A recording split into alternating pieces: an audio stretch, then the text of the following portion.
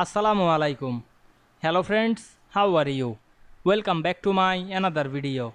In this video, I am going to show you how to insert draft watermark in Excel 2016 on all pages.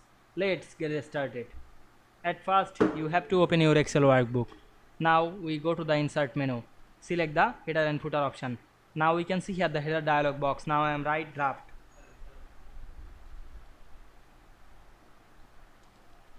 Select the draft text, click and drag on our mouse and go to the home menu. Increase the size of the text. Now I am press enter on our keyboard and make middle to the draft text. Then select the text and go to the header and footer option. Then click inside the cell and go to the view menu, click the normal option. Then go to the file menu, select the print option and check the sheet. We can see we insert the draft watermark in Excel very easily. I hope you enjoyed my video. Please like, comment, share and subscribe my channel. Thanks for watching.